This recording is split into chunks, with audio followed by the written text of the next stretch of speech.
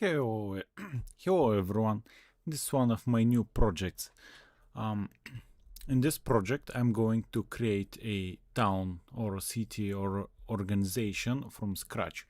The idea is many people make YouTube videos, ideas, guides on YouTube and other media, but they don't show you the whole process. They just put out a edited video that summarizes the idea or the process they went through. So my idea for the streams is to show you the process that goes through the mind of someone that's working on the project. Is it a town, guild, army? It doesn't matter. I want to show you the process, and I hope you guys can help me with ideas. You can suggest names for the towns or other stuff for the project.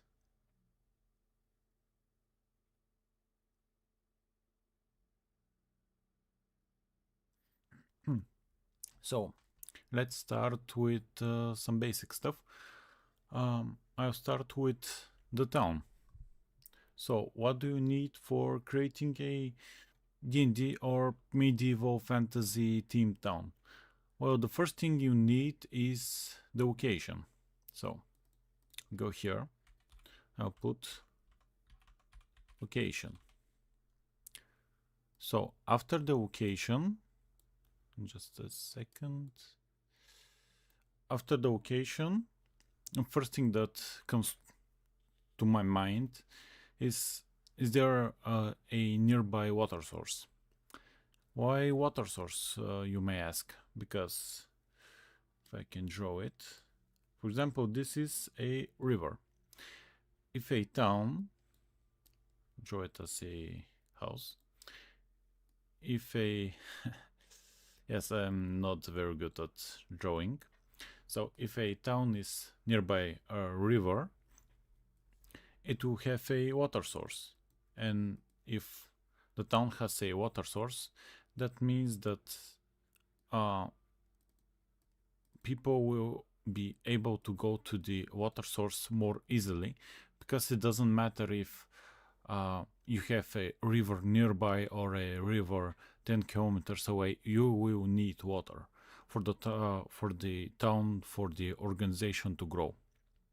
So the idea is, if there's a nearby river, the town will spend less resources. For example, it's maybe manpower, because if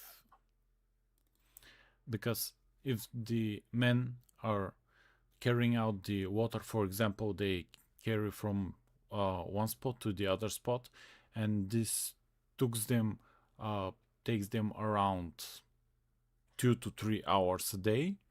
This thing can be spent elsewhere, for example, building houses,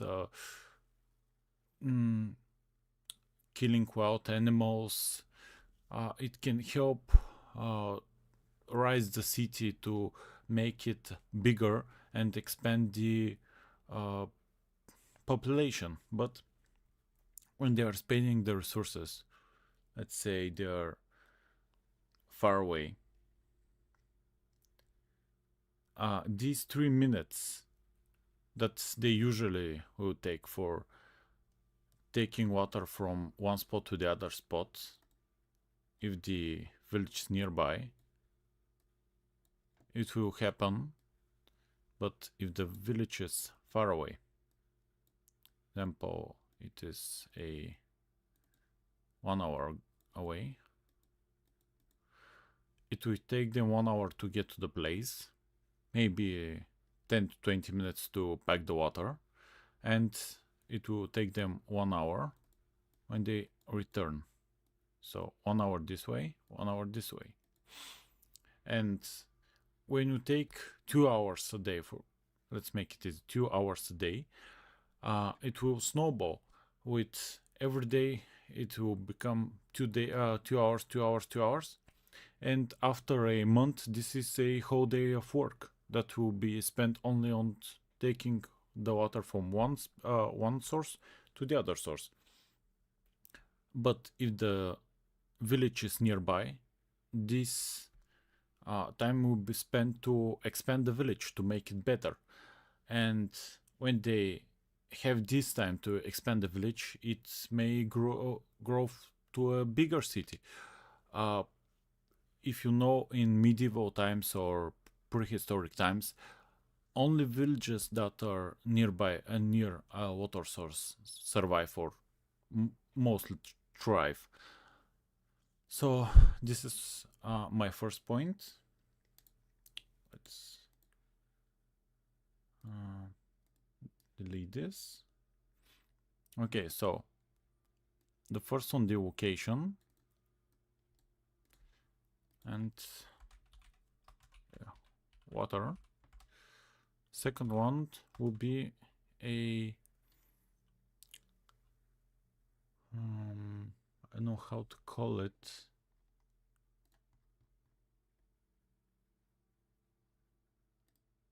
More like terrain.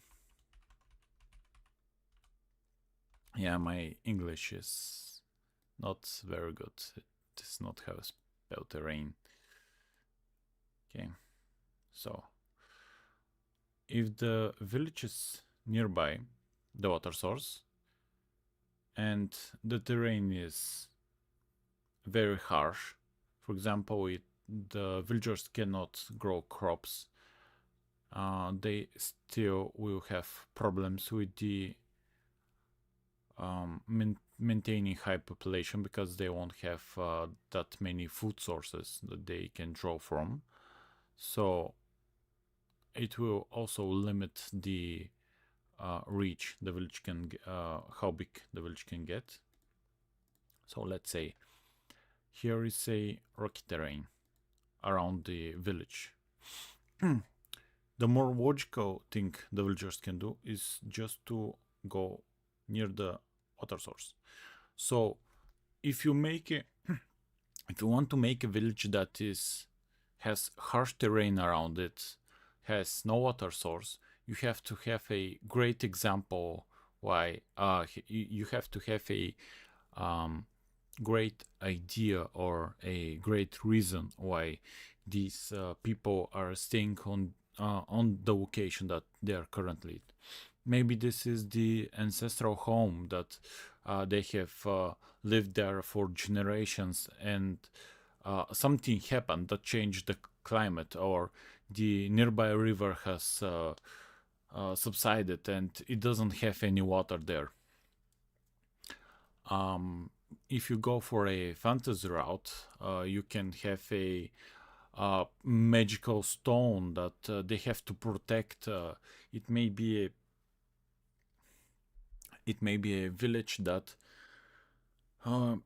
mostly do trade, so they don't need that much a water source or a good terrain to farm crops and other stuff. So you have to have first you have to have a reason if this location is like I said.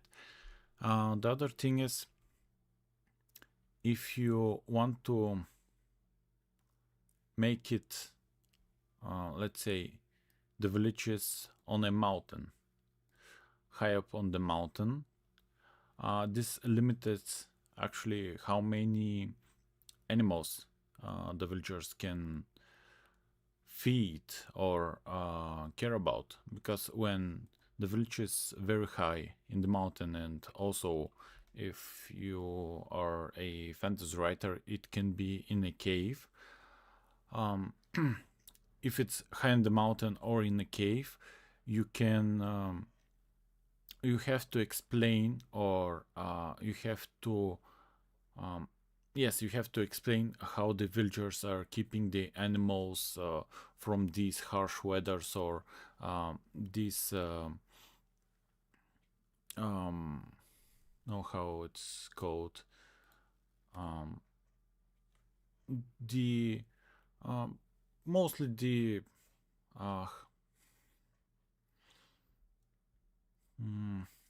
yes, I don't know, but the word doesn't come to me.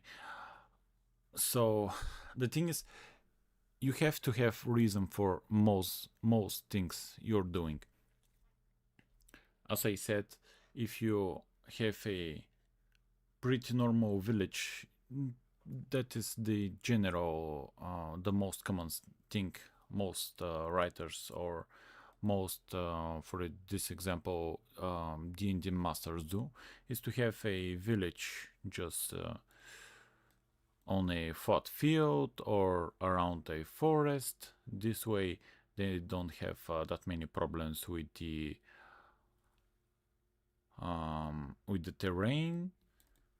They have a maybe not directly to the town, maybe around, let's say, 10 minutes. 10 minutes is a decent time for a travel to the water source, and 10 minutes back.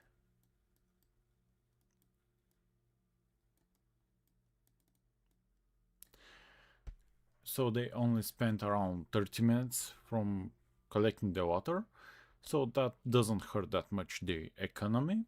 And this is the most common way that DMs do the location of the town. Okay, so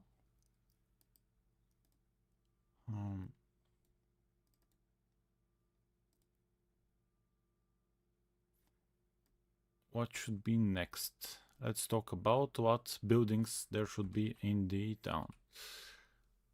But first I will get some water and we will continue. Okay, I'm back. So let's talk about buildings that are in the town. So if we are talking about a small town, let's start with the most important buildings. Just 1 second to clear this stuff. Okay. So if it's a small town, it will still need someone to defend it. So it will start with a small guard post. So it doesn't matter how big a town is. Maybe they aren't classified as guards. Maybe they're called something else. It could be mercenaries. It could be some adventurers. Everything. It can be even some common folk that just live in the town. So I will make it as a watchtower.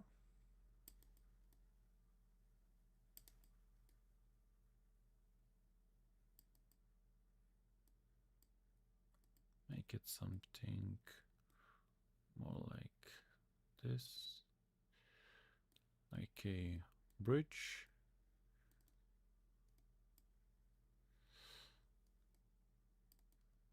It does look more extreme. So maybe this is your watchtower that the guards go and have their training, the information gathering. It's important to have these sort of buildings because it shows power and comfort for the people that live in the city. It may not have that much of a guards that are well trained or have a great experience in fighting, but the whole point of having a guard post is to have a presence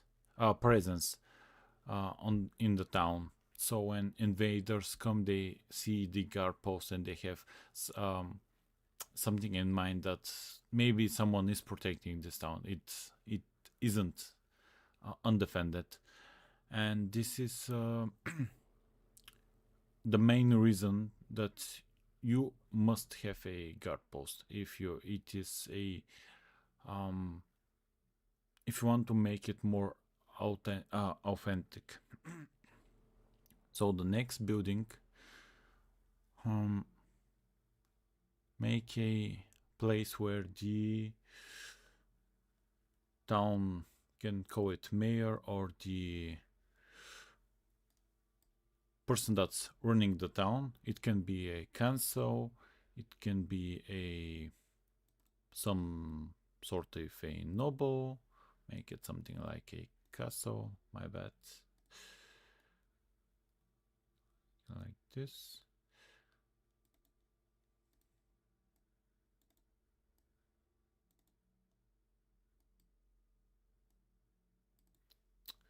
So if a very if a noble lives here, a mayor or even a council, it will be guarded heavily by some guards.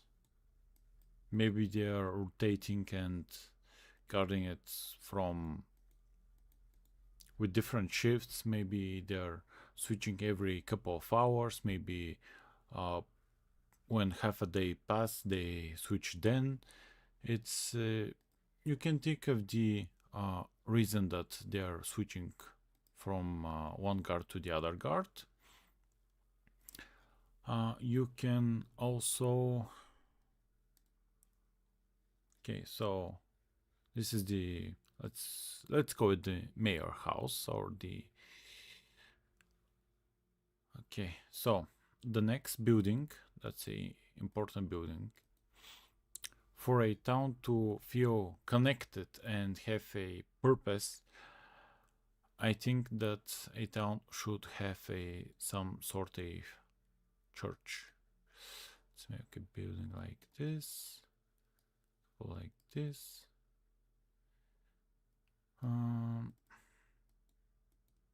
Say the symbol is like so.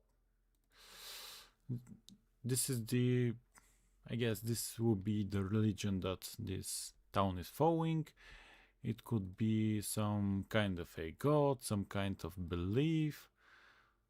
Maybe this is the god of longevity, and these people are living longer, have longer lives than the towns or cities nearby, so they believe in the god of longevity. You can have different reasons why they believe in certain gods. For a church or some kind of a organization, it will also need some kind of representative. If it's a church, it's mostly most of the time it's just a priest or a priestess that is the messenger of the, it didn't go. Yes, I'm not, as I said, I'm not good at drawing. Mostly the priests or the priestess act as the representative of a god. They interpret the will of the god, and if someone needs guidance or they feel lost, they go to the church to seek a help from the higher beings. Okay, let's fix the road here and here. Okay. So, what's next? I think a good town, as many D&D players know, it needs a tavern. So we'll make a, let's make it, actually this is a really small tavern. Okay, I'll start from the roof. Let's make it like this. Okay, like this. Okay, this will be our tavern. It can also have a stable for the horses or other transport that the people staying in the tower can use. So why a tavern? Mostly if it's a town that's frequently visited by traveling merchants, adventurers, nobles, mostly if many people go through the town, it's a good idea to have a inn. because when people go through towns, they want to rest. They want to explore the town to see what the locals have in the stores, what they offer as a culture, and these people will stay in the tavern. A good tavern will have a place to stay, maybe around 4 to 5 rooms. They will have food. Um, the food that they offer highly it will differ from what the local shops offer, because when the tavern offers food, it will be the food that's cheap to buy plenty of, because most of the people that go to the tavern, they don't spend that much money on the food, if that makes sense. So the tavern owners go for quality over quantity. And for example, if the meat in this region is very pricey, maybe the tavern owner doesn't buy that much meat, maybe just a little, that the customers that want to experience meat will buy from him. But maybe he just buys bread, he buys some other stuff that people will eat, maybe stuff for soup, vegetable, this kind of stuff. um, the town will also need some sort of a market. It can be many shops, it can be just a few shops. It really depends on the town. For example, I'll make a market. Maybe in this market, many people offer goods that they're crafting, that it is locally made. For example, this shop can maybe crafts wooden furniture. The next shop next to him, maybe he crafts stuff from iron. It can be everything. I would say in the marketplace, your imagination can run wild. You can have many people here. They could also be traveling merchants that they have set up shop here. They can also be some random people that had this shop for generation, and they're just selling stuff that they have farmed in their tavern, or in their farm, or they are miners that go and mine every 2 days, and they sell 2 days here. So there's a shift in the people that are coming and going. You can also have in a town a blacksmith. I actually don't know how to draw this. Let's make a sword here. Maybe this will be better here. Yes. And a shield.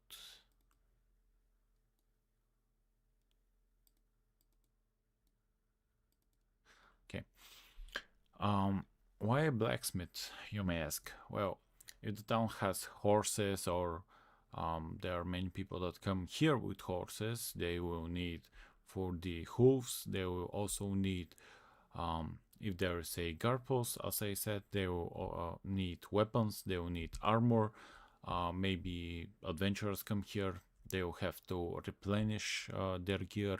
Maybe the gear needs a polish. Maybe it needs a repair. So for these situations, a blacksmith comes really useful.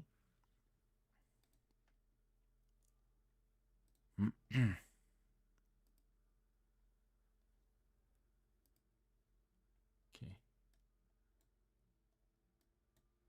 So What should we talk about next?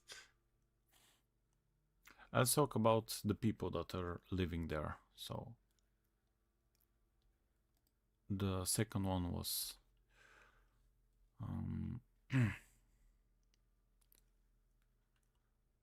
buildings, and let's move it here, and the third one will be people. Okay, so let's talk about people. Well, in a town that's prospering, it will probably have a balance from old people and young people. But if they are nearby big towns, maybe the young people are going away and want to live a better life in the bigger towns. That's one way to look at it. Or maybe this town has many soldiers that are actually fighting in the army or fighting for the walk award. So that way it will have older people in the town because the younger men are fighting wars or some other reason. So let's talk again about the religion.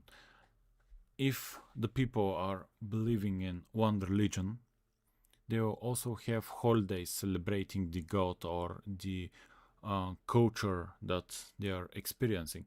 You can have holidays maybe uh, once every month, twice every month. They could also have one big holiday, like for the Christianity, the Christmas, the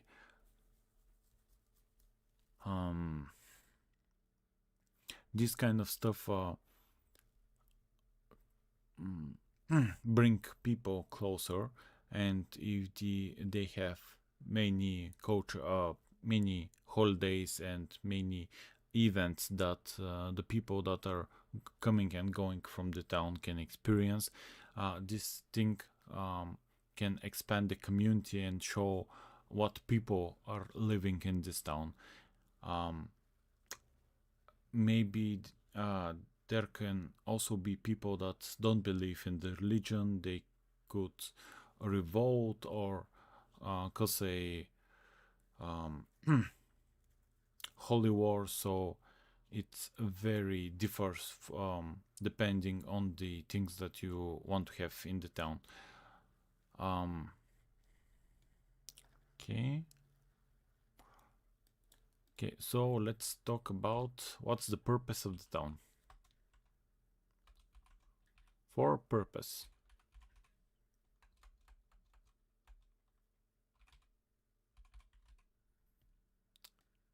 So for the purpose of the town, let's say this is a trading town.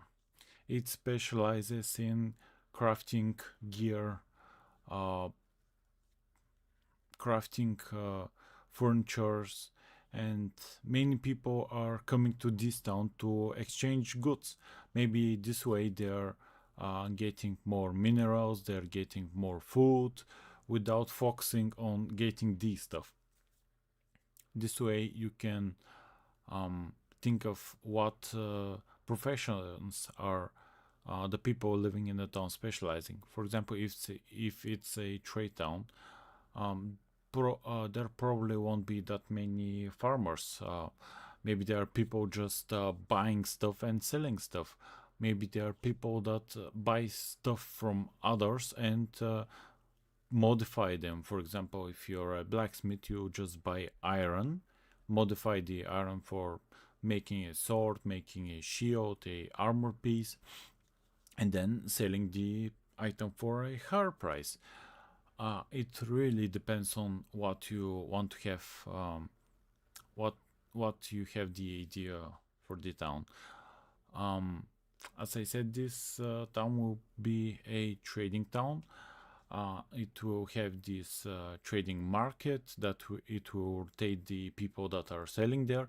Every week, the people will have to make bets, and the high, let's see, 1 2 3 4 5 6 7 8 9, let's make them 10, and 10 people or families that manage to place the higher bids, that they will have a spot on the market. And after 1 week, the market will rotate and the people will place new bids for them, for the place. Maybe they have a strict restriction on how many shops there can be in the town. For example, only one blacksmithing shop, only one tavern, or maybe two taverns. And this thing will cause maybe some disagreement in the town. And when your players come in the town, maybe this is one of the things that will make it interesting. For example, someone just killed the mayor to cause a uprising that they want to reform the town, and this is the only way they saw fitting to change the town. Or maybe there are some shady stuff around the bidding for the market. Maybe there are some families that put black money there to push out some families that want to get a spot on the market. Or maybe there is a too high of a ceiling that not many people can go and join the shop. So you have to think about these stuff and envision the town on what is the purpose, what is the goal of the town. Is it just a town that the players are passing by? Is it a town that they will have quests in there? Is it a main town that they will start, or is it a quest town that it will a quest will bring the players to the town, and after that, after they finish the quest, they will just leave the town? You have to think about this stuff, because if it's a main town, maybe the town will be bigger. It may have a guild. We'll talk about guilds on the next episode. It could have maybe more guard posts. Maybe they will have no guard posts, and maybe the previous guards that lived in the tower went on to attack the nearby goblin village, and they were killed. And after the players kill the goblins, they will acquire the guard post for themselves, and maybe they can go there and loot it, because everything is now theirs. So many times the ideas about how to flesh out the town just comes naturally, or they come when the players want to explore more, or maybe they have ideas too. Maybe, for example, in this town that we just made, maybe some players want to get a spot on the market and sell the goods that they have looted from the enemies when they were adventuring. It could have many hooks. It doesn't have to be plot hooks. It could be just hooks that the players want to do. The town could also have a underground system that connects to a dungeon. It could have a mage tower that it has some secrets there. Maybe there are golems. Maybe there are cursed maybe there's a cursed forest nearby that the the villagers want the players to help cleanse. There could be many things, and I think this is a great example to a starting village. You must also add some houses. Maybe they are more in the background that the villagers live in.